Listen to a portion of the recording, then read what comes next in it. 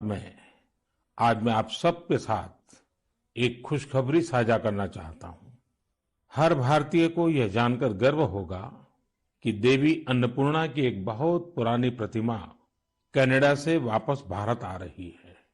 यह प्रतिमा लगभग 100 साल पहले 1913 के करीब वाराणसी के एक मंदिर से चुराकर देश से बाहर भेज दी गई थी।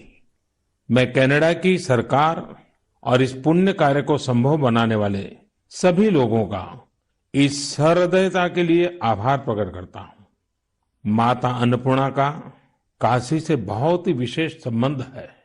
अब उनकी प्रतिमा का वापस आना हम सभी के लिए सुखद है। माता अन्नपूर्णा की प्रतिमा की तरह ही हमारी विरासत की अनेक अनमोल धरोहरें अंतर्राष्ट्रीय गिरोहों का शिकार होती रही है। ये गिरोह अंतर्राष्ट्रीय बाजार में इन्हें बहुत ऊंची कीमत पर बेचते हैं। अब इन पर सख्ती तो लगाई ही जा रही है। इनकी वापसी के लिए भारत ने अपने प्रयास भी बढ़ाए हैं। ऐसी कोशिशों की वजह से बीते कुछ वर्षों में भारत कई प्रतिमाओं और कलाकृतियों को वापस लाने में सफल रहा है। माता अन्नपूर्णा की प्रतिमा की वापसी के साथ एक संयोग ये भी जुड़ा है कि कुछ दिन पूर्व ही वर्ल्ड हेरिटेज वीक मनाया गया है। वर्ल्ड हेरिटेज वीक संस्कृति प्रेमियों के लिए पुराने समय में वापस जाने, उनके इतिहास के अहम पड़ावों को पता लगाने का एक शानदार अवसर प्रदान करता है।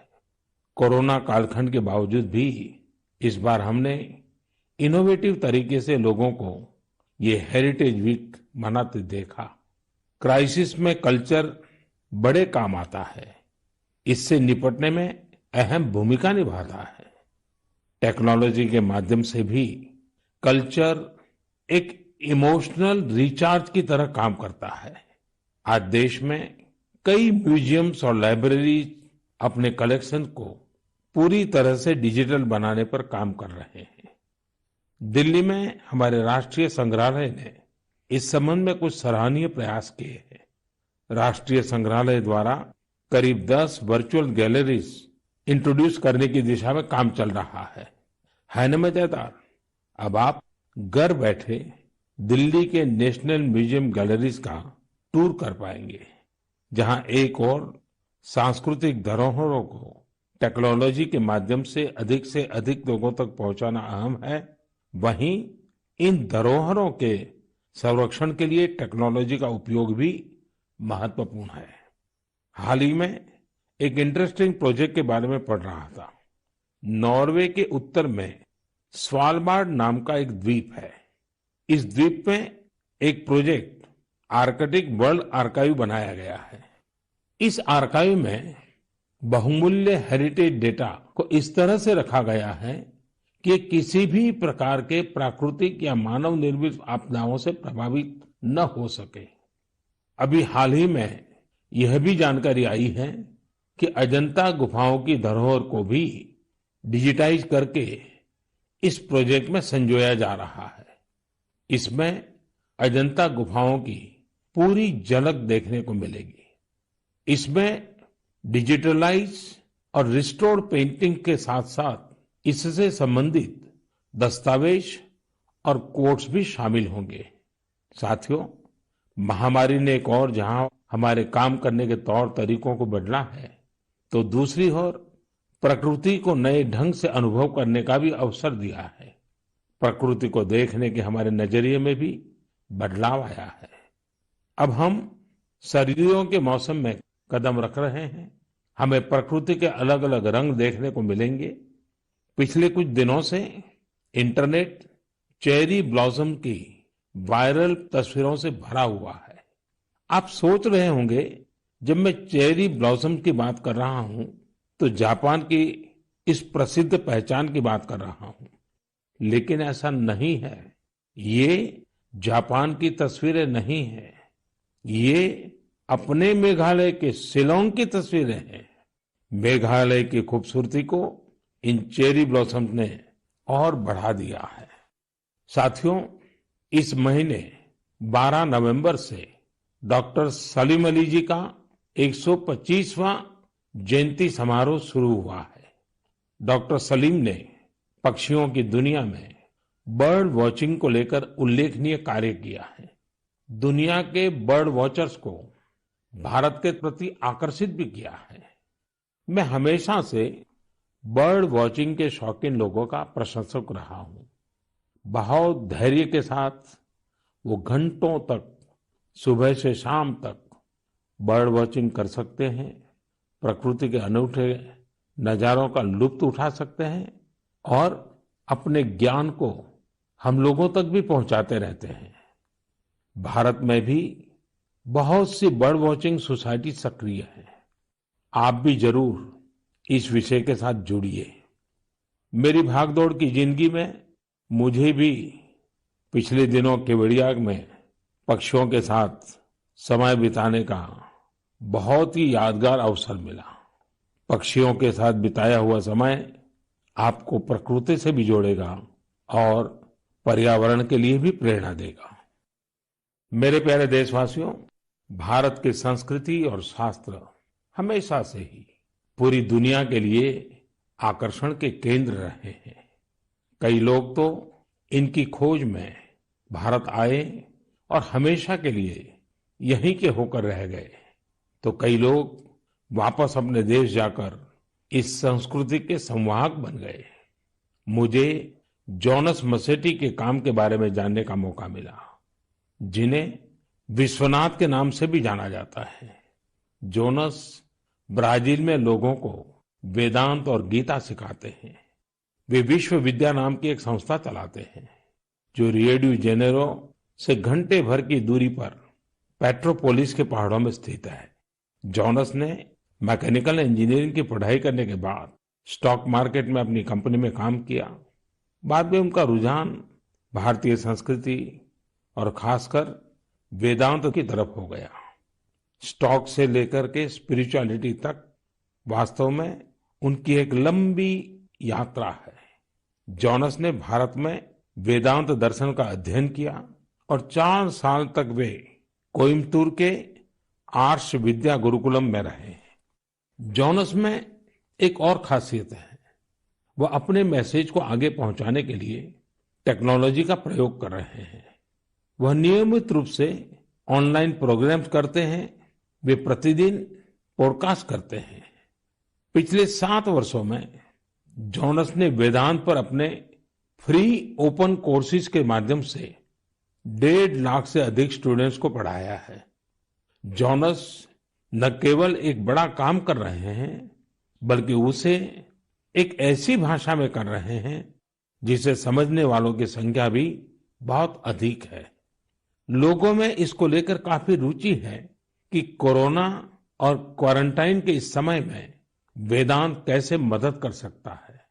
मन की बात के माध्यम से मैं जोनास को उनके प्रयासों के लिए बधाई देता हूं और उनके भविष्य के प्रयासों के लिए शुभकामनाएं देता हूं। साथियों, इसी तरह अभी एक खबर पर आपका ध्यान जरूर गया होगा।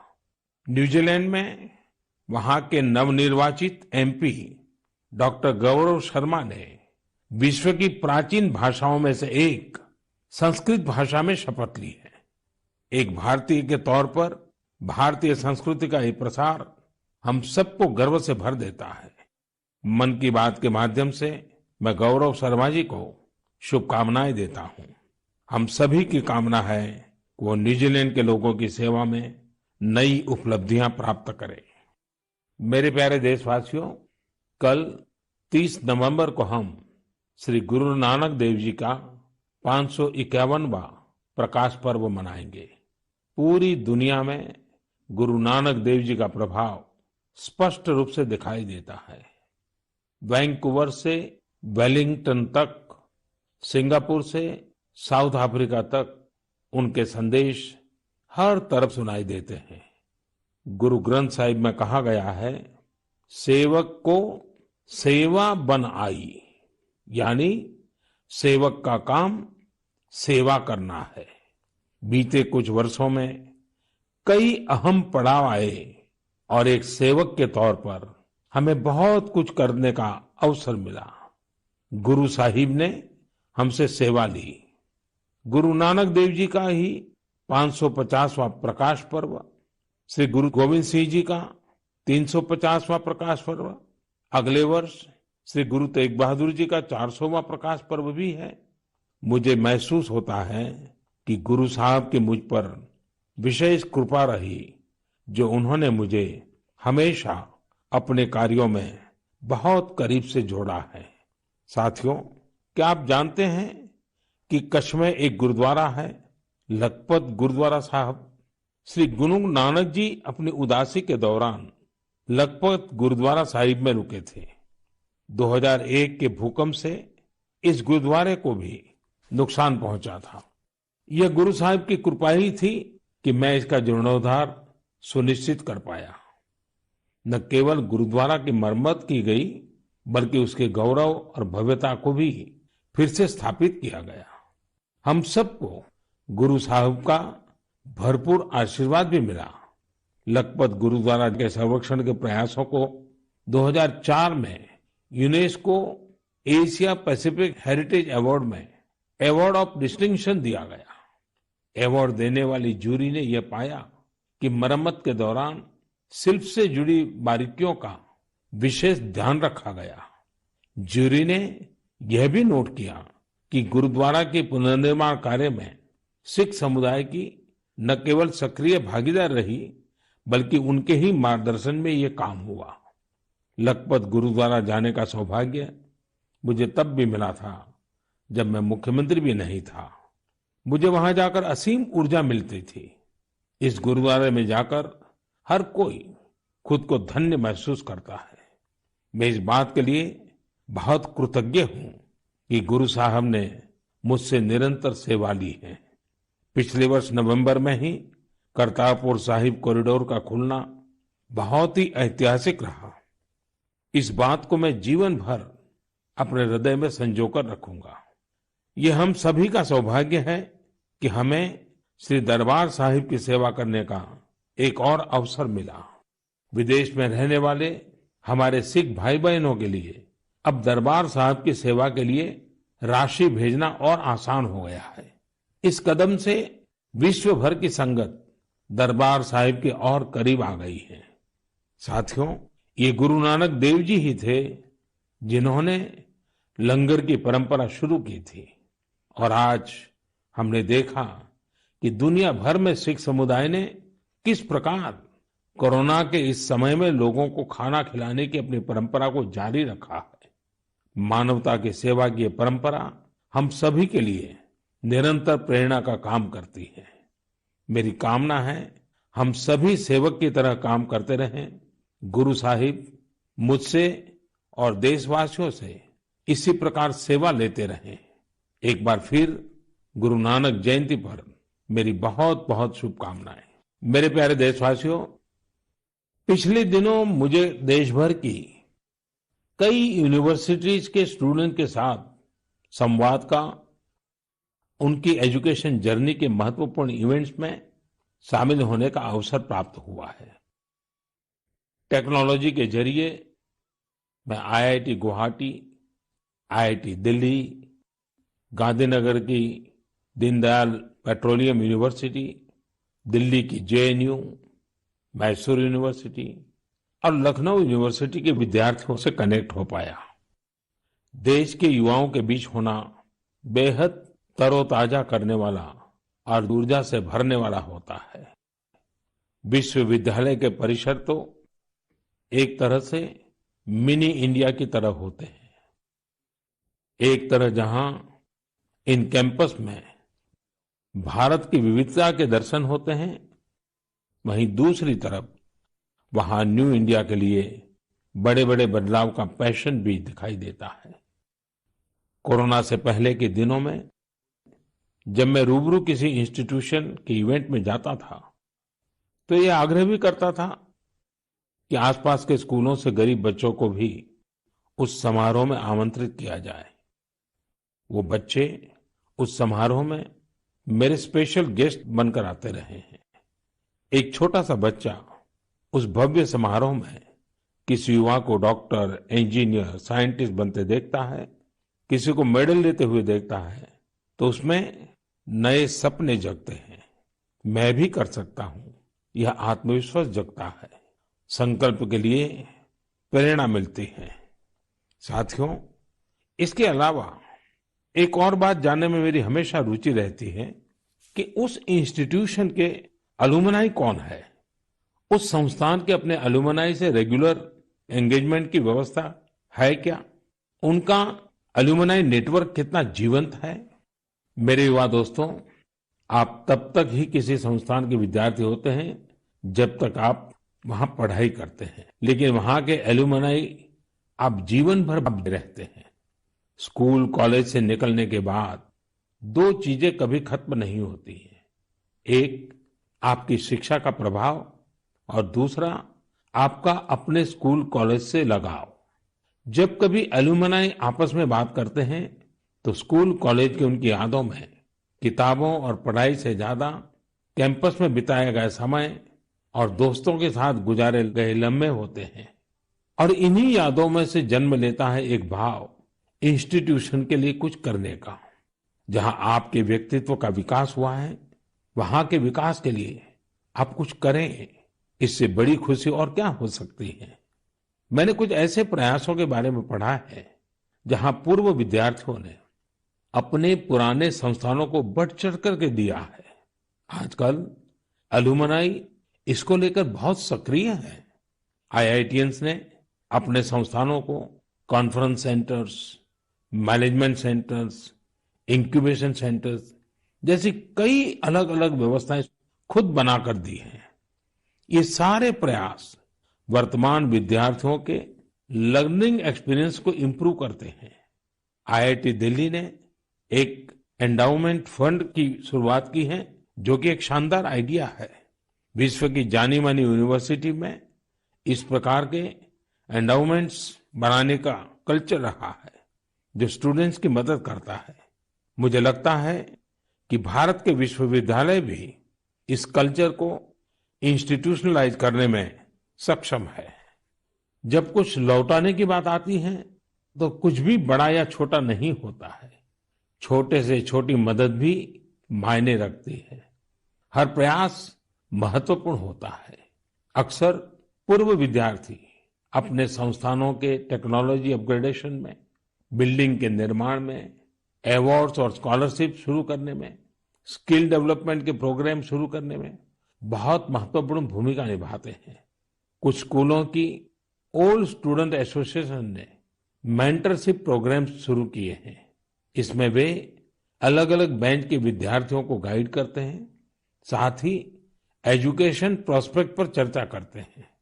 कई स्कूलों में, खासतौर से बोर्डिंग स्कूलों की एल्यूमनाई एसोसिएशन बहुत स्ट्रांग है, जो स्पोर्ट्स टूर्नामेंट और कम्युनिटी सर्विस जैसी गतिविधियों का आयोजन करते रहते हैं। मैं पूर्व विद्यार्थियों से आग्रह करना चाहूंगा कि उन्होंने जिन संस्था में पढ़ाई की है, वहां से अपनी बॉन्डिंग को और अधिक मजबूत करते रहें। चाहे वह स्कूल हो, कॉलेज हो या यूनिवर्सिटी। मेरा संस्थानों से भी आग्रह है कि एल्यूमनाई एंगेजमेंट के नए और इनोवेटिव तरीकों पर काम करें, क्रिएटिव प्लेटफॉर्म्स डेवलप करें, ताकि एल्यूमनाई की सक्रिय भागीदारी हो सके। बड़े कॉलेज और यूनिवर्सिटीज ही नहीं, हमारे गांवों के स्कूल्स का भी strong, vibrant, active alumni network हो। मेरे प्यारे देशवासियों, 5 दिसंबर को श्री अरबिंदो की पुण्यतिथि है।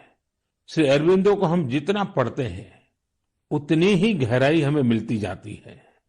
मेरे युवा साथी श्री अरबिंदो को जितना जानेंगे, उतना ही अपने आप को जानेंगे, खुद को समृद्ध करेंगे।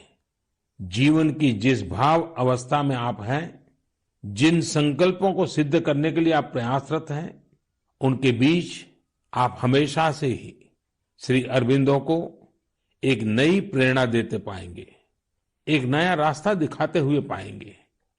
जैसे आज जब हम लोकल के लिए वोकल इस अभियान के साथ आगे बढ़ रहे हैं, तो श्री अरबिंदो का स्वदेशी का दर्शन हमें राह दिखाता है। बांग्ला में एक बड़ी ही प्रभावी कविता है, छोईशुतो पॉयमोन्तो आसे तुंग होते, दिसलाई काठी ताऊ आसे पोते, प्रोदीप्ति जालिते खेते, छूते जेते, किछुते लोग नौय शादीन। यानी हमारे यहाँ सुई और दिया सलाई तक विलायती जहाज से आते हैं। खाने पीने सोने किसी भी बात में लोग स्वतंत्र नहीं है। वो कहते भी थे, स्वदेशी का अर्थ है कि हम अपने भारतीय कामगारों कारीगरों की बनाई हुई चीजों को प्राथमिकता दें। ऐसा भी नहीं कि श्री अरबिंदो ने विदेशों से कुछ सीखने का भी कभी विरोध किया हो। जहां जो नया है वहां से हम सीखें। जो हमारे देश में अच्छा हो सकता है उसका हम सहयोग और प्रोत्साहन करें। यही तो आत्मनिर्भर भारत अभियान में वोकल फॉर लोकल मंत्र की भी भावना है। खासकर स्वदेशी अपनाने को लेकर उन्होंने जो कुछ कहा वो आज हर देशवासी को पढ़ना चाहिए। साथियों, इसी तरह शिक्षा को लेकर भी श्री अरबिंदो के विचार बहुत स्पष्ट थे। वो शिक्षा को केवल किताबी ज्ञान, डिग्री और नौकरी तक की सीमित नहीं मानते थे। श्री अरबिंदो कहते थे, हमारी राष्ट्रीय शिक्षा हमारी युवा पीढ़ी के दिल और दिमाग की ट्रेनिंग होनी चाहिए। यानी मस्तिष्क का वैज्ञानिक विकास हो और दिल में भारतीय भावनाएं भी हो। तभी एक युवा देश का और बेहतर नागरिक बन पाता है। श्री अरबिंदो ने राष्ट्रीय शिक्षा को लेकर जो बात तब कही थी, जो अपेक्षा की थी, आज देश उसे नई राष्ट्रीय शिक्षा नीति के जरिए पूरा कर रहा है। मेरे प्यारे देशवासियों, भारत में खेती और उससे जुड़ी चीजों के साथ नए आयाम जुड़ रहे हैं। बीते दिनों हुए कृषि सुधारों ने किसानों के लिए नई संभावनाओं के द्वार भी खोले हैं। बरसों से किसानों की जो मांग थी, जिन मांगों को पूरा करने के लिए किसी न किसी समय में हर राजनीतिक दल ने उनसे वायदा किया था, वो मांगे पूरी हुई है। काफी विचार विमर्श के बाद भारत की संसद ने कृषि सुधारों को कानूनी स्वरूप दिया। इन सुधारों से न सिर्फ किसानों के अनेक बंधन समाप्त हुए हैं, बल्कि उन्हें नए अधिकार भी मिले हैं, नए अवसर भी मिले हैं। इन अधिकारों ने बहुत ही कम समय में किसानों की परेशानियों को कम करना शुरू कर दिया है। महाराष्ट्र के धुले जिले के किसान जितेंद्र भोईजी ने नए कृषि कानूनों का इस्तेमाल कैसे किया, ये आपको भी जानना चाहिए। जितेंद्र भोईजी ने मक्के की खेती की थी और सही दामों के लिए उसे व्यापारियों को बेचना तय किया। फसल की कुल कीमत तय हुई करीब 3,32,000 रुपये। जितेंद्र भोई को 25,000 रुपये एडवांस भी मिल गए थे। तय ये हुआ था कि बाकी का पैसा उन्हें 15 दिन में चुका दिया जाएगा। लेकिन बाद में परिस्थितियां ऐसी बनी कि उन्हें बाकी का पेमेंट नहीं मिला। किसान से फसल खरीद लो, महीनों महीनों पेमेंट न करो। संभवतः मक्का खरीदने वाले बरसों से चली आ रही उसी परंपरा को निभा रहे थे। इसी तरह 4 महीने तक जितेंद्र जी का पेमेंट नहीं हुआ। इस स्थिति में उनकी मदद की सितंबर में जो पास हुए हैं, जो नए कृषि कानून बने हैं, वो उनके काम आए। इस कानून में ये तय किया गया है कि फसल खरीदने के 3 दिन में ही किसान को पूरा पेमेंट करना पड़ता है और अगर पेमेंट नहीं होता है तो किसान शिकायत दर्ज कर सकता है। कानून में एक और बहुत बड़ी बात है। इस कानून में ये प्रावधान किया गया है कि क्षेत्र के एसडीएम को 1 महीने के भीतर ही किसान की शिकायत का निपटारा करना होगा। अब जब ऐसे कानून की ताकत हमारे किसान भाई के पास थी तो उनकी समस्या का समाधान तो होना ही था। उन्होंने शिकायत की और चंद ही दिन में उनका बकाया चुका दिया गया। यानी कि कानून की सही और पूरी जानकारी ही जितेंद्र जी की ताकत बनी। क्षेत्र कोई भी हो, हर तरह के भ्रम और अफवाहों से दूर सही जानकारी हर व्यक्ति के लिए बहुत बड़ा संबल होती है। किसानों में जागरूकता बढ़ाने का ऐसा ही एक काम कर रहे हैं राजस्थान के बारां जिले में रहने वाले मोहम्मद असलम जी। ये किसान उत्पादक संघ के सीईओ भी हैं। जी हाँ, आपने सही सुना, किसान उत्पादक संघ के सीईओ।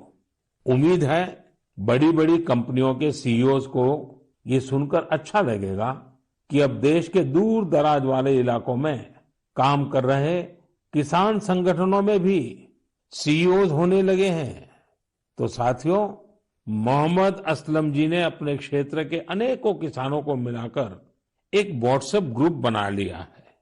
इस ग्रुप पर वो हर रोज आसपास की मंडियों में क्या भाव चल रहा है, इसकी जानकारी किसानों को देते हैं।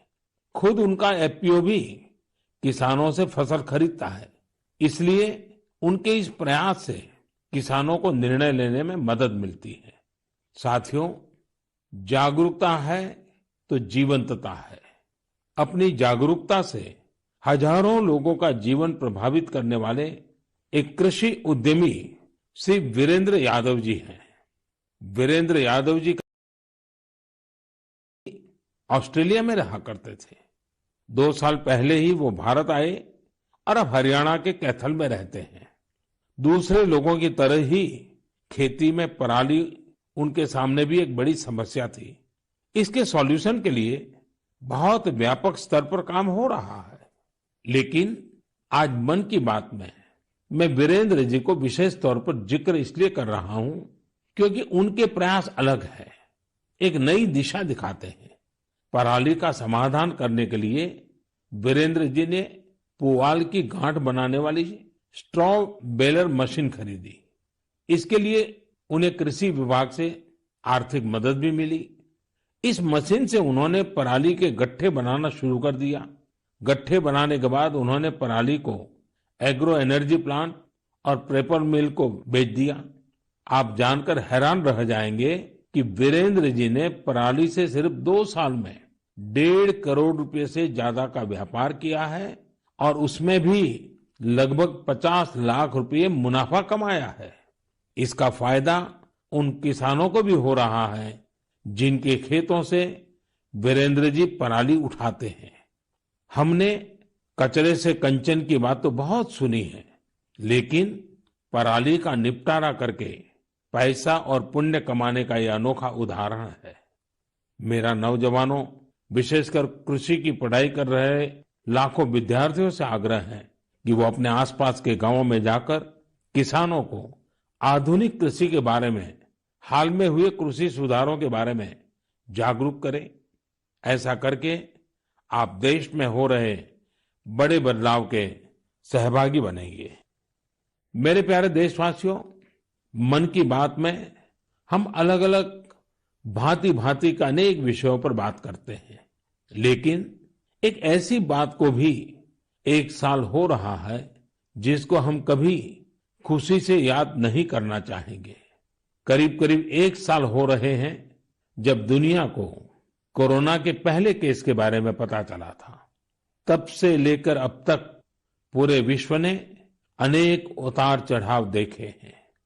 लॉकडाउन के दौर से बाहर निकलकर अब वैक्सीन पर चर्चा होने लगी है, लेकिन कोरोना को लेकर किसी भी तरह की लापरवाही अब भी बहुत घातक है। हमें कोरोना के खिलाफ अपनी लड़ाई को मजबूती से जारी रखना है। साथियों, कुछ दिनों बाद ही 6 दिसंबर को बाबा साहब आम्बेडकर की पुण्यतिथि भी है।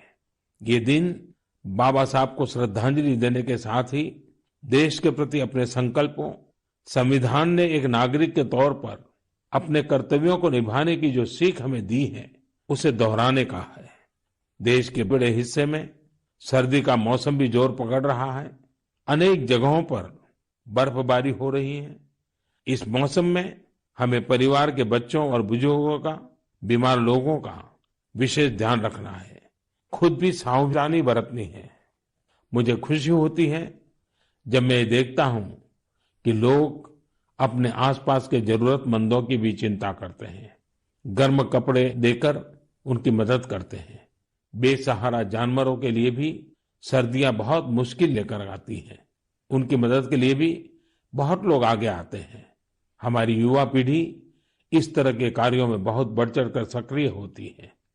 साथियों, अगली बार जब हम मन की बात में मिलेंगे तो 2020 का ये वर्ष समाप्ति की ओर होगा। नई उम्मीदें, नए विश्वास के साथ हम आगे बढ़ेंगे। आप जो भी सुझाव हो, आइडियाज हो, उन्हें मुझ तक जरूर साझा करते रहिए। आप सभी को बहुत बहुत शुभकामनाएं। आप सब स्वस्थ रहें, देश के लिए सक्रिय रहें। बहुत बहुत धन्यवाद।